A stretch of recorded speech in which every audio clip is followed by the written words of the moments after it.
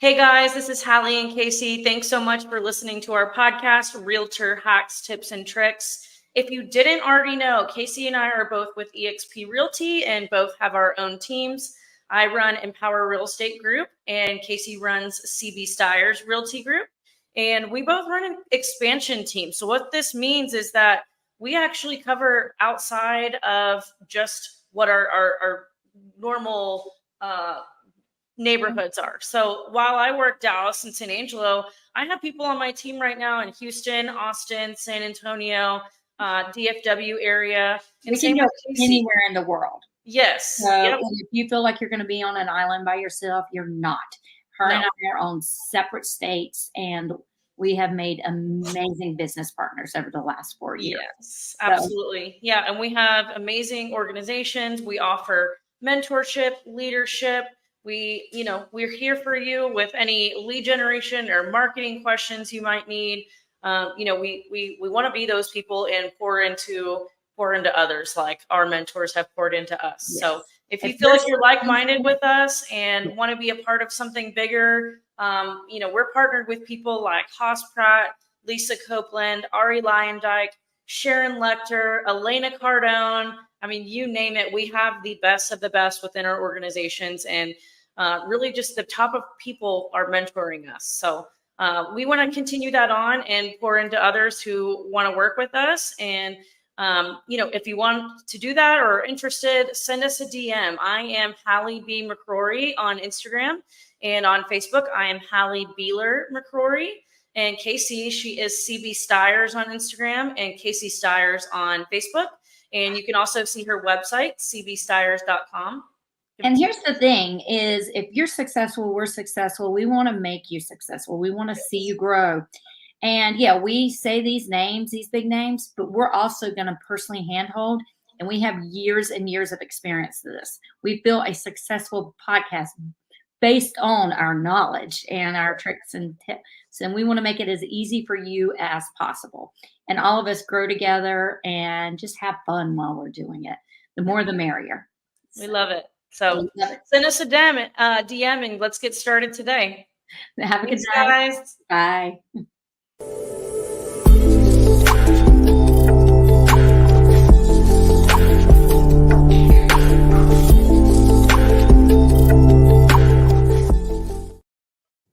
Welcome, guys, to another episode of Realtor Hacks, Tips, and Tricks. I'm one of your hosts, Hallie McCrory, based in both San Angelo and Dallas, Texas now.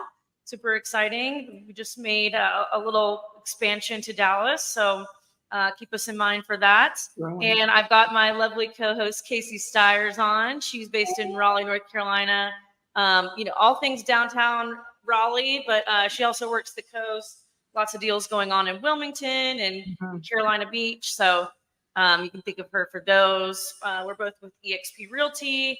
I'm a two-time Icon agent. We both host for American Dream TV, Emmy-nominated TV show all about real estate and lifestyle in both of the cities that we work. So that's a little bit about us. And today we have on one of my very, very best close friends, Zack Minnis, based out of Houston, Texas. I'm trying to get him back to Dallas so we can see him more often, but we'll see about that. But I'm really excited to have him on today. He's been in the real estate industry for a while now. Has always been one of my go-tos when we just talk about what's going on in the market, because he was in mortgage before and now he's in title insurance. I'm sorry, my dogs are like fighting in the background right now. So just ignore them. But yeah, I feel like a lot of agents, especially newer agents, come to me and don't always know like what goes on the title side. And especially not with what goes on the the title insurance side, or even how that's even set up. So I'm excited for Zack to come on today. Welcome, Zack. Welcome. Thanks, Hallie.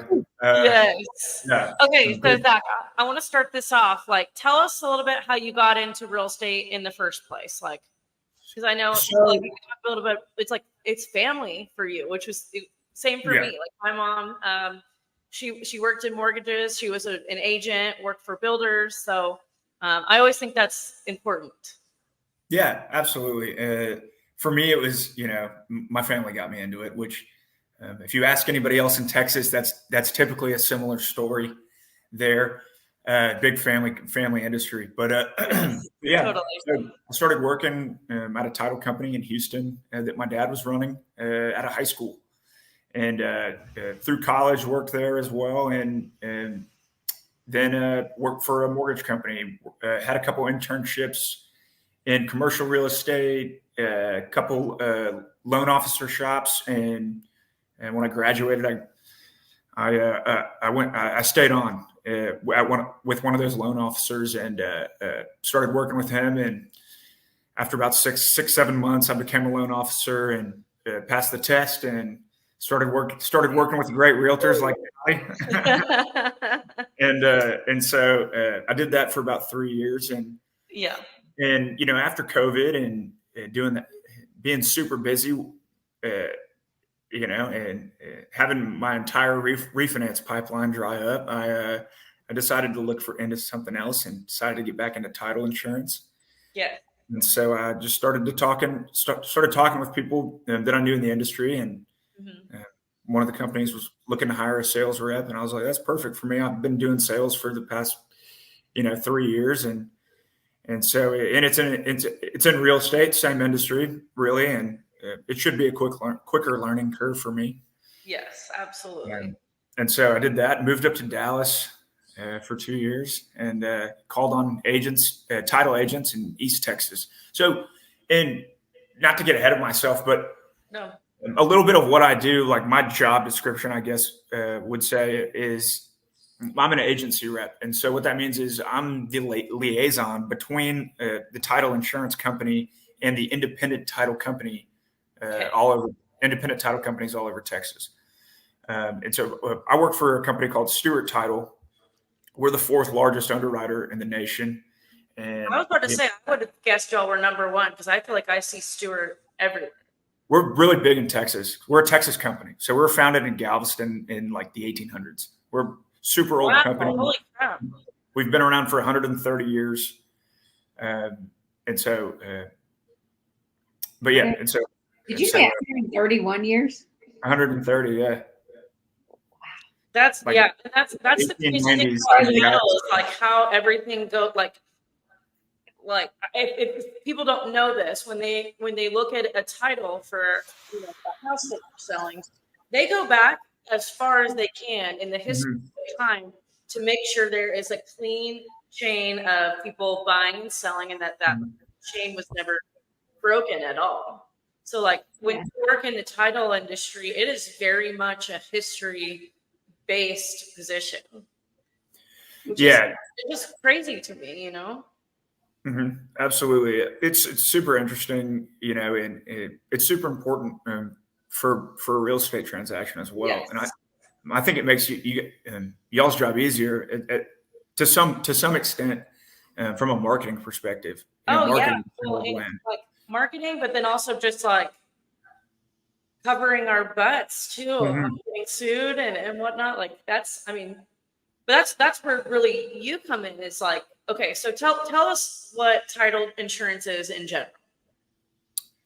It is it's insurance for lenders and owners, and it protects against defects in title. And so what that means is, why don't errors we tell in the example of the deal Colin's going through right now? Right? That's where like title insurance would probably come into play. Right? Remind me. Okay. Yeah. Good. Okay. So yeah, I'll tell the story and then you tell me where it comes in. So Colin, so Colin flipped a house. It was a house, and then it also had another. It was a double lot. So the house was on one lot, and then it also had an empty lot next to it. So what Colin, when they, when him and his dad went to buy this property before they even flipped it, they said, okay, we're going to flip this house and we're going to separate the two lots. We're going to keep the empty lot for ourselves and remodel this other house that's on the other lot and sell that house with its lot. And we're going to keep this other lot that has nothing on it and use that lot to build. Okay. So now we sold that probably 2 years ago, and I've held on to this lot until we were ready to build something on it. And we went through a title company we hadn't used before. That was, whole nother story, how we got involved with them. But we made sure on the contract that lot wasn't conveying, on any of the documents we signed at closing, we made sure it wasn't conveying. However, now we're going to build on this property, and we find out that the title company actually deeded over, even though it wasn't on the contract or anything, the title company still deeded over this freaking lot. So we're like, what do we do now? And it's an issue too, because we've called the title company and no one seems to be able to answer the phone. No one can help us. It's pretty ridiculous. This is not a San Angelo or Dallas-based company that I'm aware of. It's like a mobile, or it seems like it's like a virtual title company. Maybe, I'm sure they have some offices, but we did everything virtually with them. I won't name any names just in case, but so now, and we actually have a contract like pre-built for someone that's pre-buying this house that Colin's buying. So it's like, what do we do? So I think this is a situation where title insurance maybe comes in. Yeah, that also just sounds like a situation where you got stuck with a bad title company, So maybe what's a better example of where someone would need title insurance? Oh, if let's say I'm unmarried, right? So let's say I bought this house last week, and when I'm single, and then I get married a week later, she moves in for a week. Mary, listening to this, Mary? Hypothetical. And then she moves in for a week, but the house is in my name. She moves in for a week, and then we call it Splitsville, and she moves quick marriage. hypothetical. And then I sell my house. I'm technically going to have to get her signature, right? Because we were our married. She lived here for a week. Common law. Yeah, that's a common law deal. Yeah. I sell that property, and somehow it gets through it slips through the cracks that that she didn't sign. She didn't sign. If when that new owner tries to sell their house, and they're going to probably run into some trouble because they didn't have the authority from her and the original wife to sell the house, and so that would be a situation where a claim would pop up. Sure, divorces all the time. Divorces make things messy. Marriages, divorces, deaths, people dying without wills. That's a big one. Yeah, make sure you got the wills squared away. And then just human error, right? Yeah, absolutely. Yeah. So are title companies more of the ones making claims with you guys, or is it buyers and sellers, or both? So on your policy, it tells you how to make a claim, and typically you just reach out to a Stewart claims attorney. Okay. And then typically if the underwriter will research the claim, obviously do their due diligence. I can't speak this morning.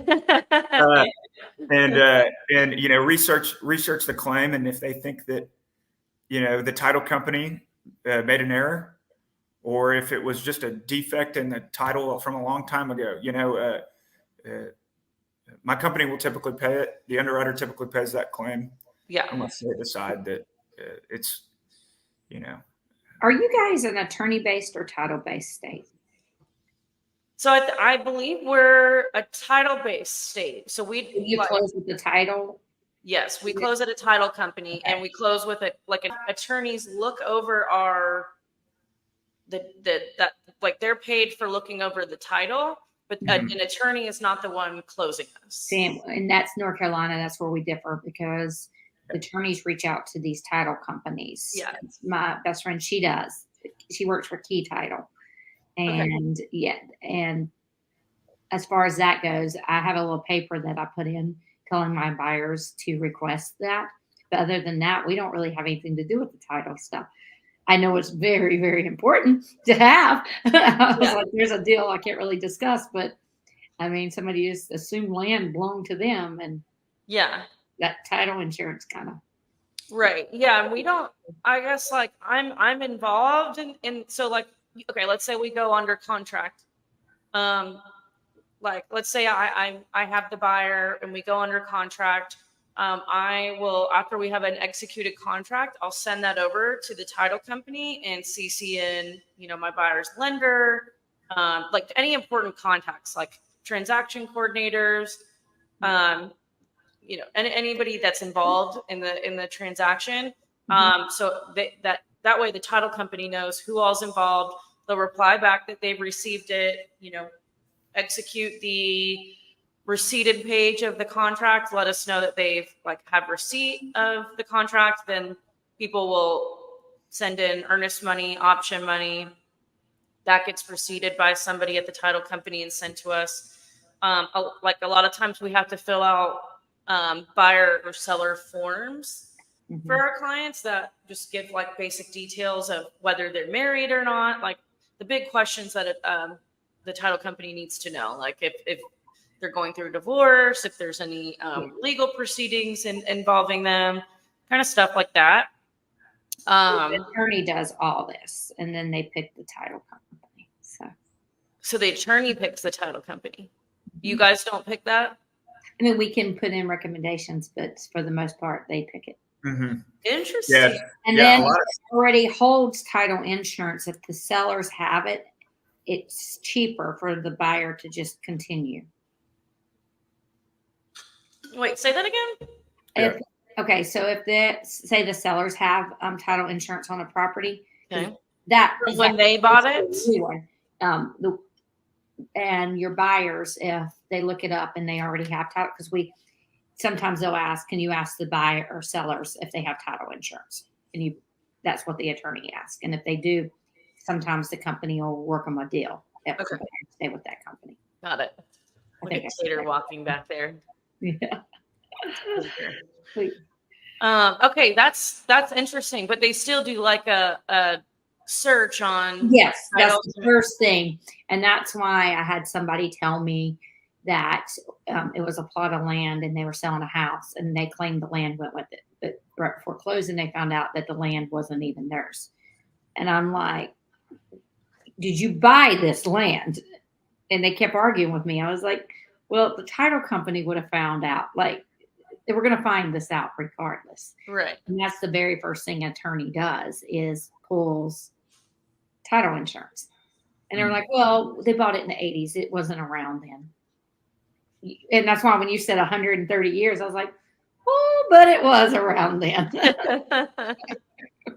Well, gosh, and North Carolina was, I think, settled before Texas was. So yeah. So yeah. Something's fishy up that there. deal didn't go through, and they had to give their due diligence money back and earnest money back and everything back to the buyer for that. Because you can't just go say, well, I want that piece of land. I'm going to sell it with mine. That's not how.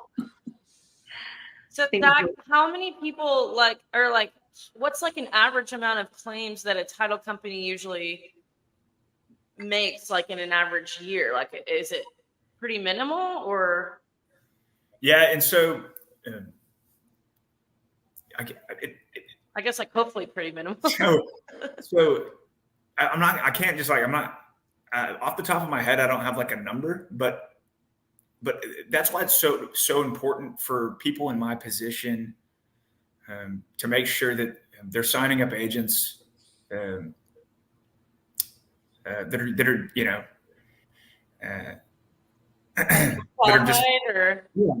are I'm signing up high quality company. Got it. Yeah. And then I'm doing my job well enough to consult to where if they're having issues and claims are popping up, that I'm going in and helping them, find solutions. Got it. Like why did this claim happen in the first place, or what kind of stuff like that, and then giving resources around preventing stuff like that. Exactly. Interesting. A lot of my job is I take a consultant-based approach to it, and a lot of it is, doing digging and asking those good questions to find out where these title agents are hurting, and what aspects of their business I can help them with. And if they are having claims, what's causing those claims? Do we need to come in and train people? Do we need to come in and teach a class? Like what can we do to prevent this from continuing to happen? So you help them like kind of secure new business as well, then, right? Like with like running those classes and stuff, like trying to get more. Absolutely. The way I look at it, I work for the title agent, and I just tell Stewart where to send my checks.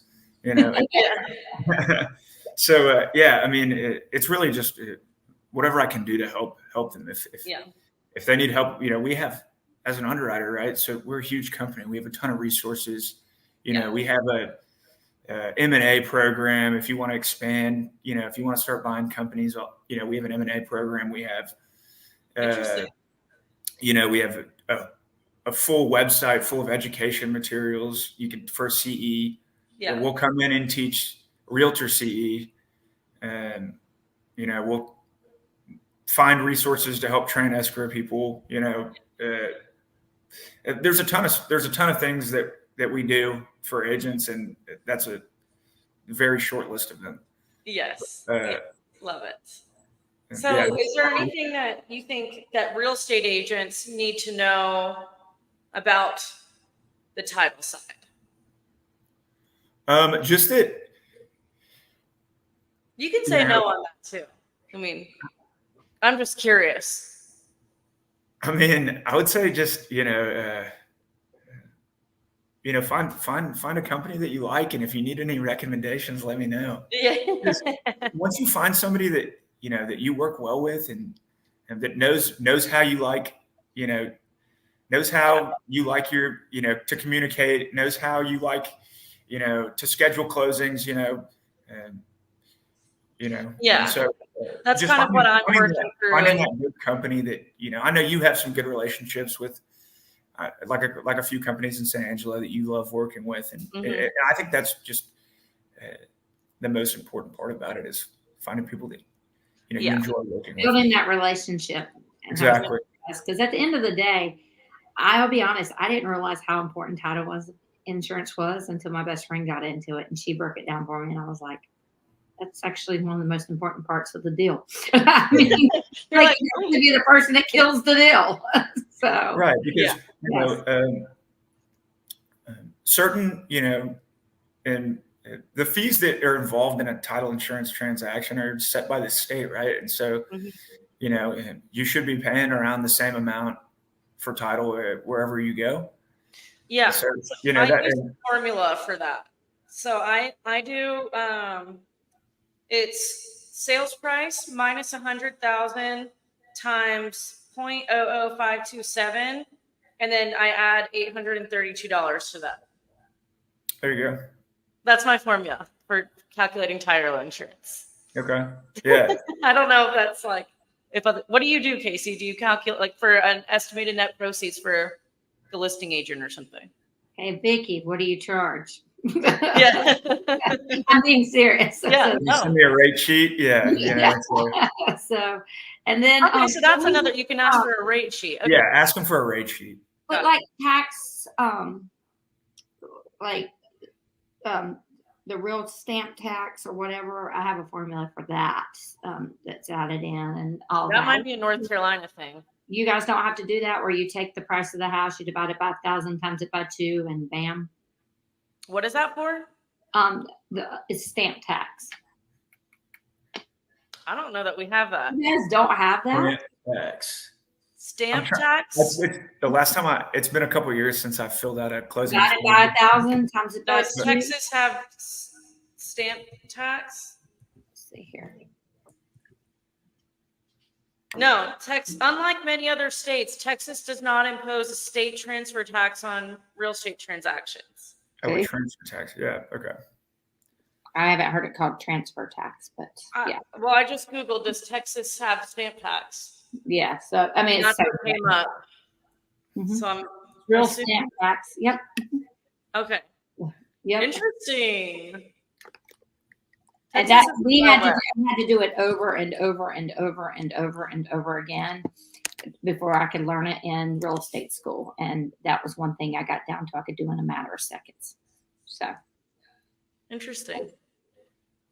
Cool. So, and Zach, just I guess like on the mortgage side too, like, do you have any, like, especially for new agents, do you have any pointers of like what agents should be doing that you would see them not doing a lot of times when you work with agents, real estate agents?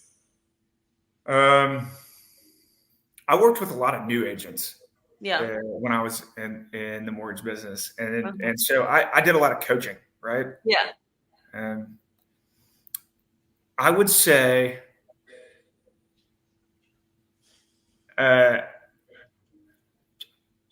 just getting educated, right? Yeah. Like there's so much more that you don't learn studying for the real estate exam, you know. 100%. And so 100%. You don't learn shit. I'm a big proponent on just Yeah. continue to find a advantage of the continuing ed I classes. feel like I don't know how you guys feel on this, but when I went through education school, I was a teacher prior to doing this. And we had to spend so many hours shadowing other teachers. And then that teacher had to watch us do it. Mm-hmm. I feel like real estate is, I mean, I'm not undercutting teachers by any means. It's one of the hardest jobs ever. But real estate's just as hard, and you're messing with people's biggest purchases of their life, some people. Yeah. And appraisers have to do like internship added in there at some point. I mean, yeah. And that's how, like, when you get a license to be an appraiser, at least in Texas, you have to do like an apprenticeship. Mm-hmm.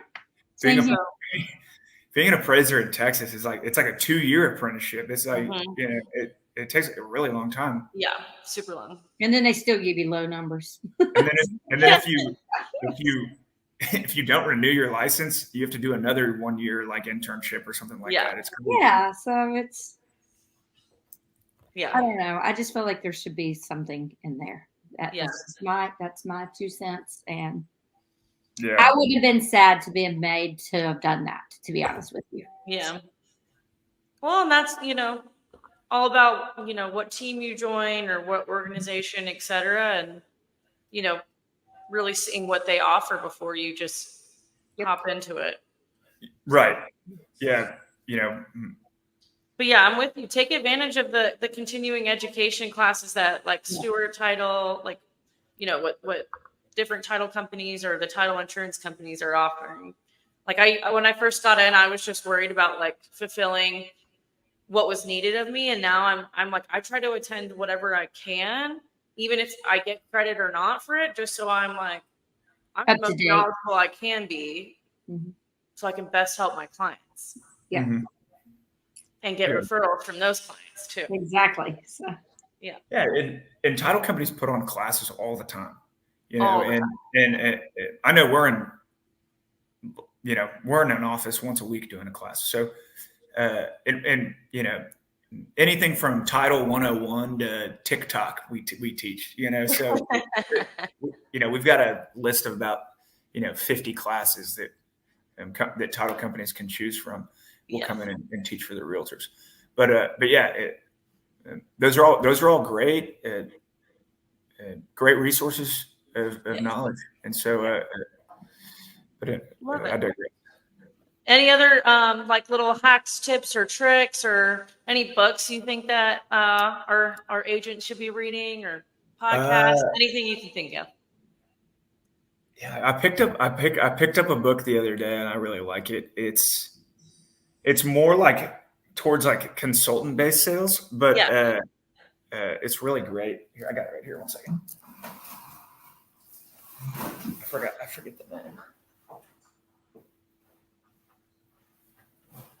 It's called oh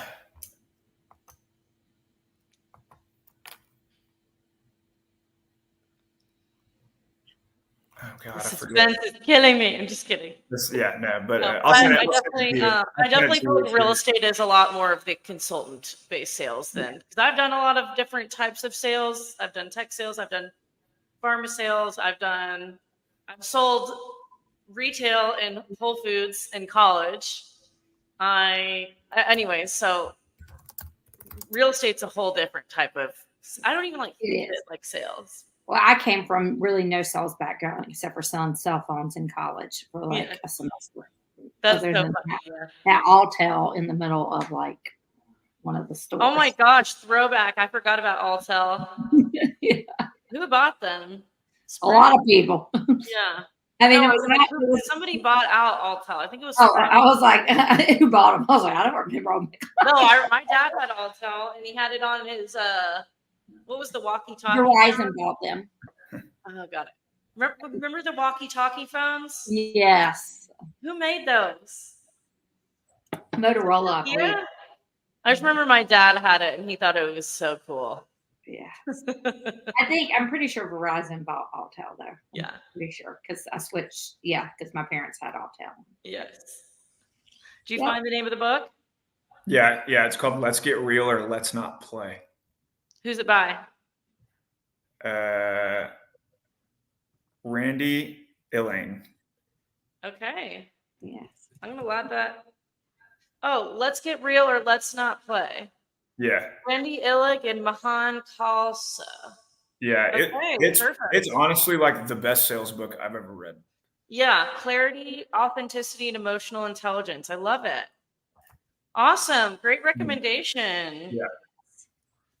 And forward by Stephen R. Covey. He wrote something big. Oh, he was The 7 Habits of Highly Effective People, which is another great sales book. I think I read that. Love it. Thanks, Zach. Thanks. Yeah. Yes. Perfect. Well, any other last minute questions or comments, guys? I have some questions for y'all. I've got I'm just curious because I'm currently sitting in a rental house and I'm trying to get out of that situation. What's the market looking like right now? What are you guys seeing out there?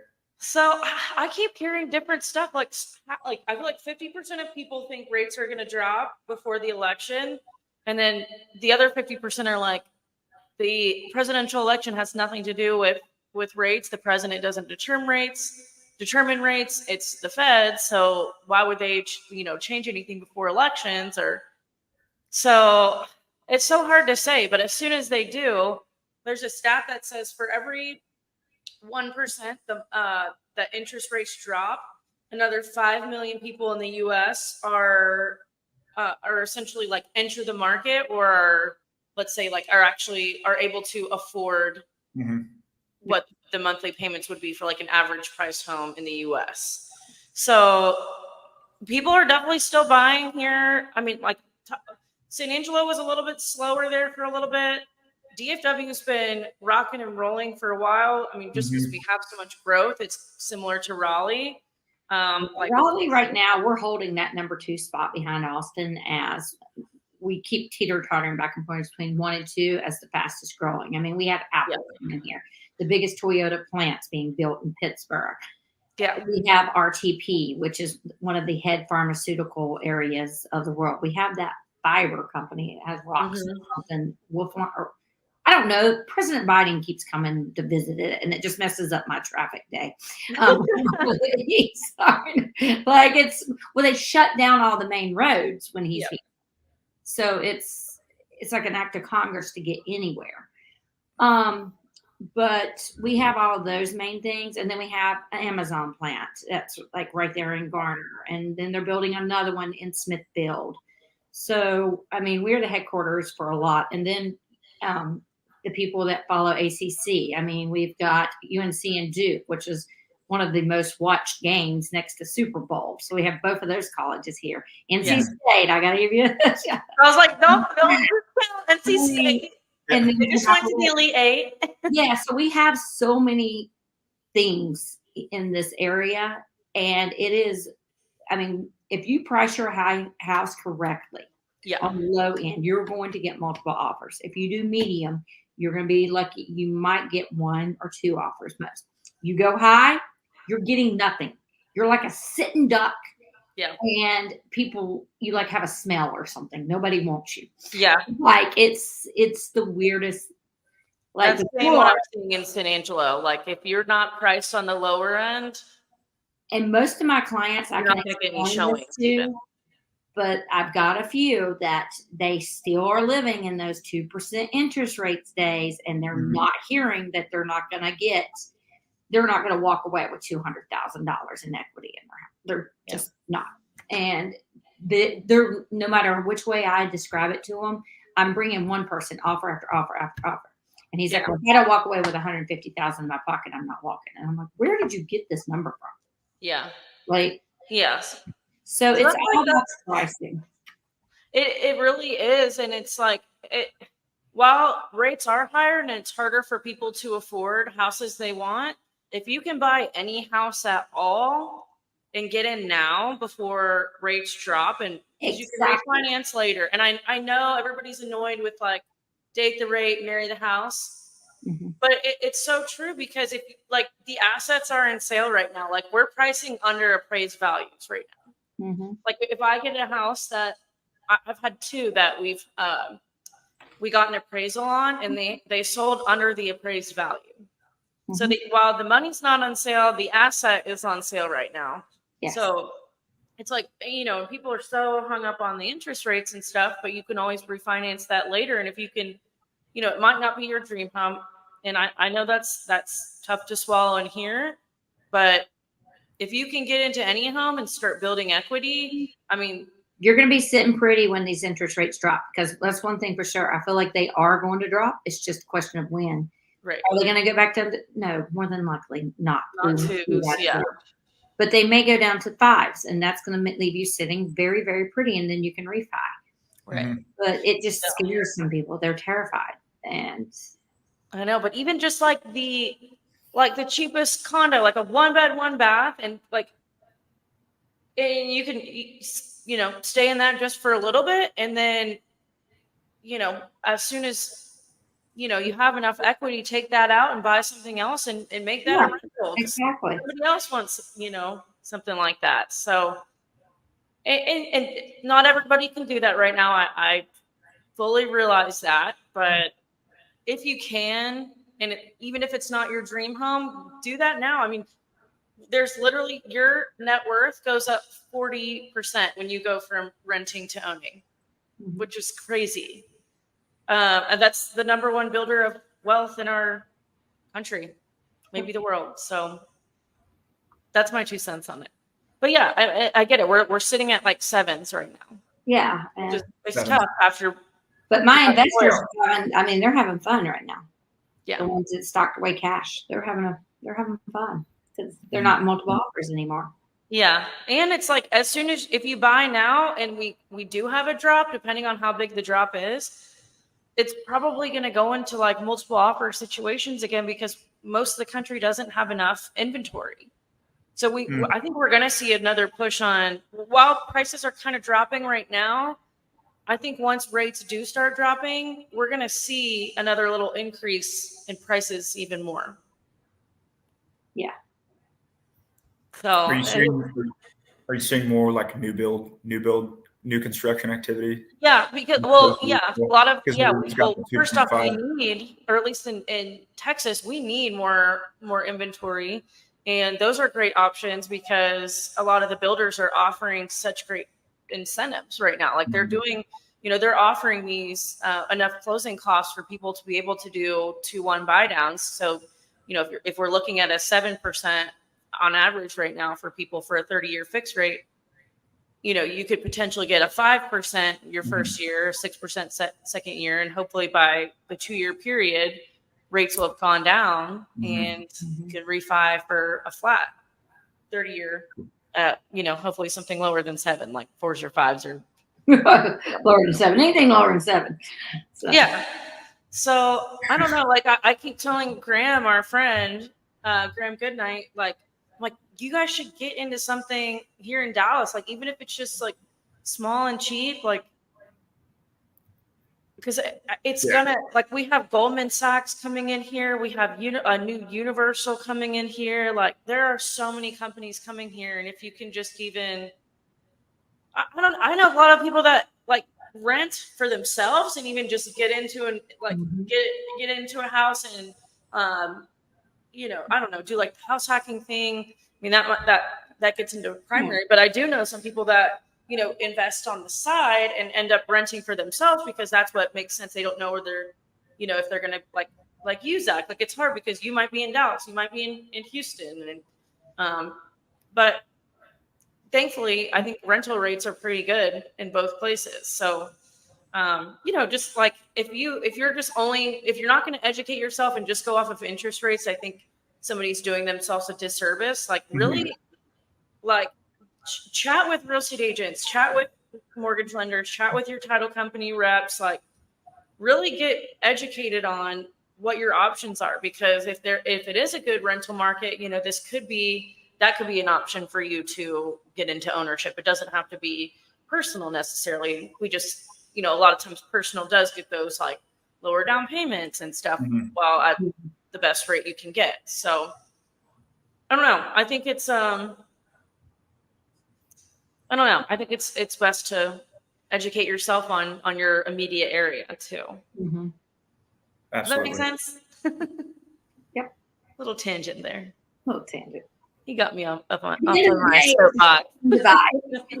Do it now so you're not multiple offers. Yes. Thank us later. So. Yeah. Instead of crying at us later because we can't get you into a house because there's 20 million offers. Yeah. Yeah. Here's another thing to keep in mind, guys. Like right now the market is where it is, but these investors, they have years of experience doing it and they pay cash now. This is like their prime time to be buying up everything because it's not multiple.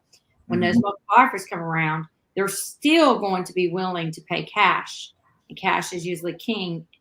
And they also take advantage of low interest rates. And a lot of them will go get a mortgage, but they'll put so much down on it, it just still makes them stronger. So you're still going to be competing with them. But in this market, just not as much. Yeah. So, yeah. Does that make sense, what I just said? Yes. It makes sense in my head. So. What do you think on that, Zach? Oh, yeah. No, I agree. I'm not going to lie. I kind of I got to run in just a minute. I have another call. Oh, yeah, you're good. But thank you so much for having me on, guys. Yes. Thank you, Zach. We love you.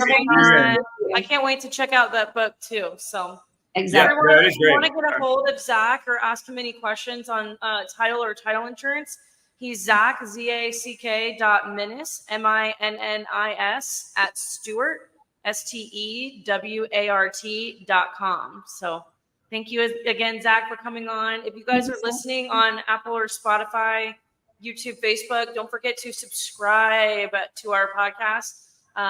And that way you'll be alerted anytime a new one comes out. We are going to start having these every other week now and really spacing them out and making them even more intentional than we already do. And please, any reviews that we can get, good or bad, we want to improve and know what you guys want. And if you have questions, don't hesitate to send them to us and we'll answer them in your next one. So. Yes. We'll answer them live on here. So perfect.